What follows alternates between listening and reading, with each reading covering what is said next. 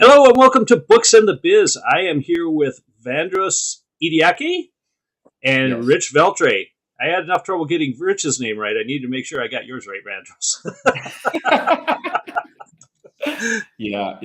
It's all So this good. is one of our first interview sessions. So up until now, you've just seen Rich and I on the podcast, but we thought we'd change you up a little bit. We've been meeting some interesting people. Actually, I had a chance to be on Vandross's podcast a couple weeks ago. So this is a nice turn of events where he can talk about something that the two of us know absolutely nothing about.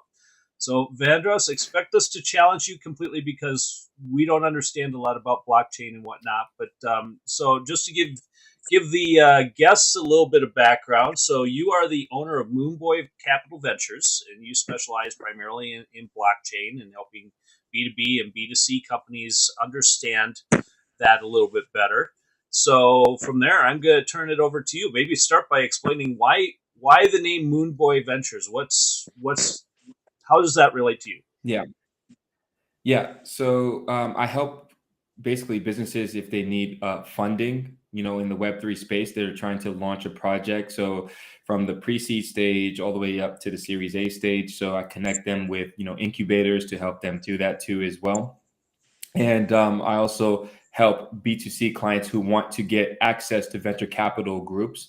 Why is this important? Because then you're able to invest in projects earlier before they launch. So say, for instance, a project is launching at the public sale price. So let's say for this instance, $1, you would be able to get in at the pre-seed stage of maybe like 50 cents. So you're already up 2x on your investment before the project even launches. So a 10x from there would be a 20x for you. So basically you're able to get your hands on these early stage projects that are building the future of the internet. Cool. Um, Yeah. well, I think help us from there because I don't know if a lot of people really understand blockchain and what the advantages are to that.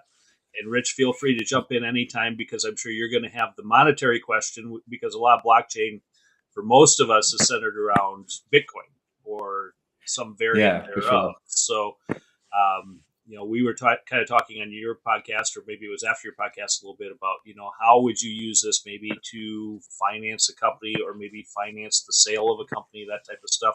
We'll get to that further down the road, but yeah, I just want to kind of set the playing field here. So kind of explain maybe to us a little bit about what blockchain is and why companies should be interested or concerned about it. Yeah, there's many avenues that we can take. I'll tell you first a quick little personal story about me of like why I got into the industry Sure. and liquidated all of my stocks. So I discovered this technology at the beginning of 2020.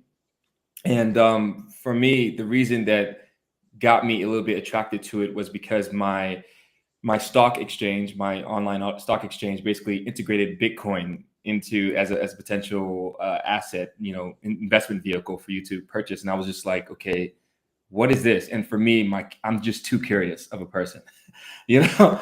So I was, because of my curiosity, I immediately went to Google, which for those who don't know takes like 5 seconds to go on Google and search up anything. I know people, the internet is endless with information. You just have to use it the right way. And yeah, and what I stumbled across was the Bitcoin white paper.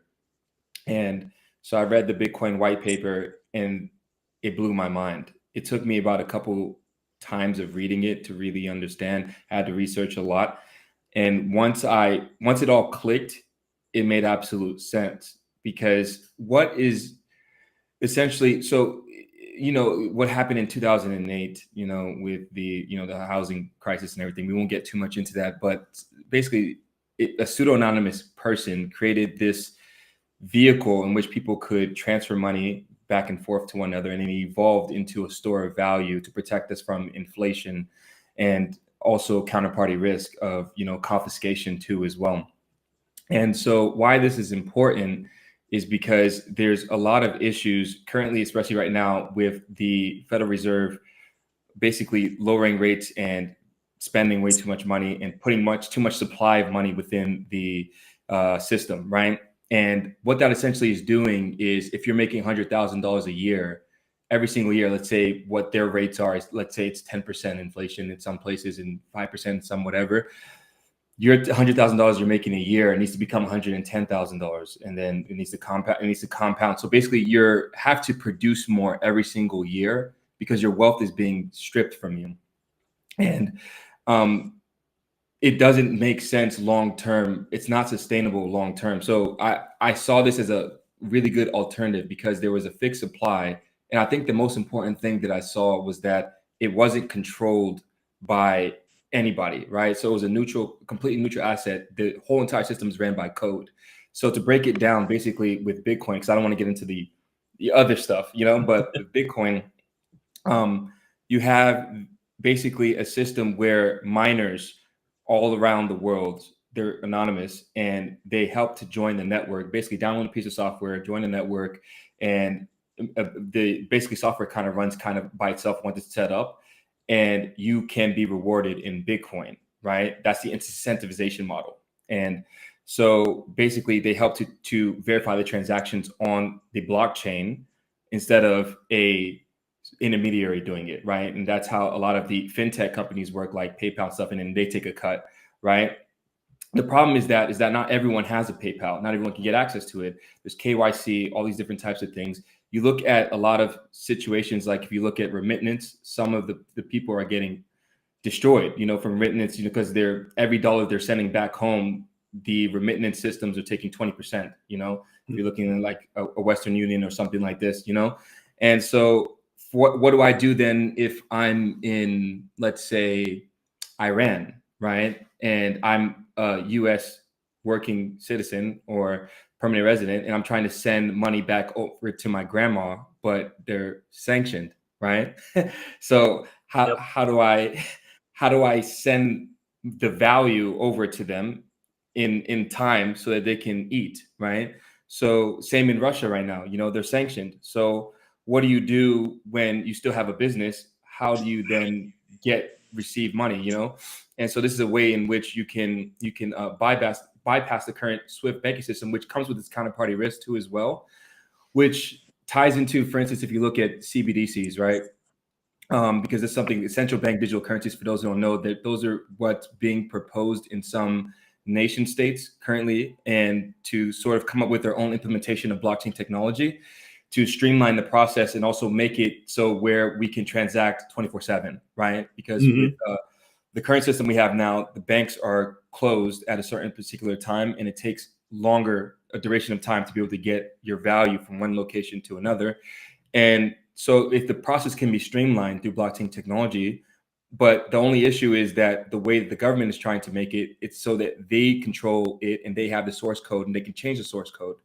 And that comes with its own risk because they can, let's say, maybe implement, let's say, a digital identity solution that's attached to, let's say, your digital wallet, which is what is being proposed right now. It's public knowledge. The euro and the CBDC, FedNow, and these sorts of things have already started to be in the beta testing as of this year.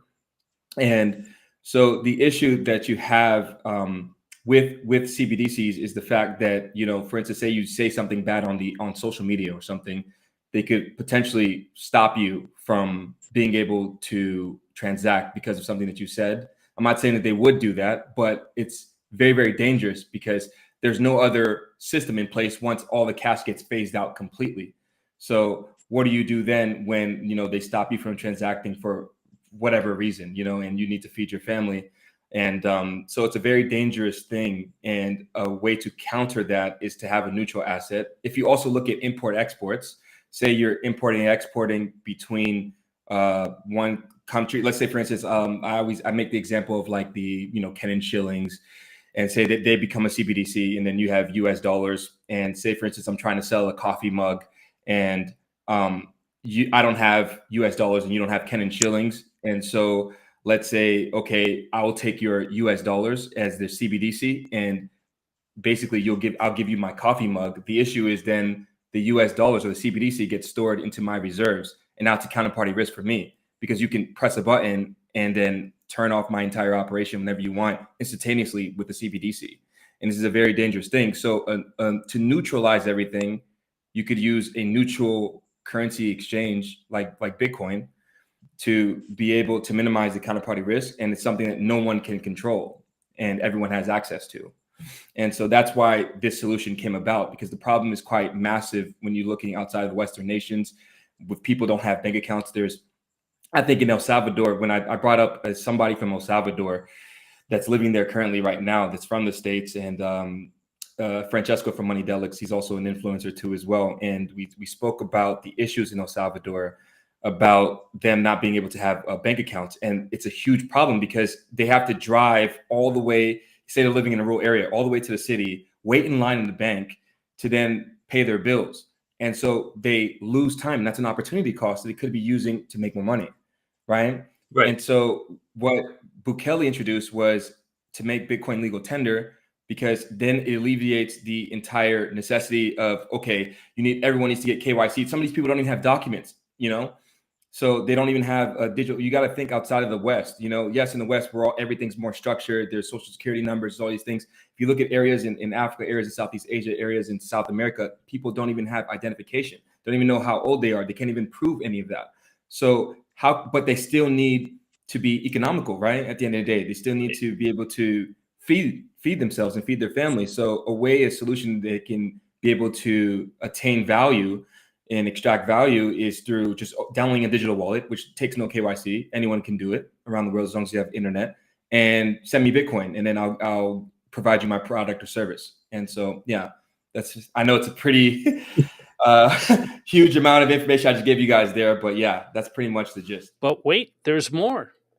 Be sure to check out the other parts of Vandross's interview. We've got part 2 coming up very soon, where he'll talk about how crypto can be a hedge on inflation. So be sure to check that out. See you at the next episode.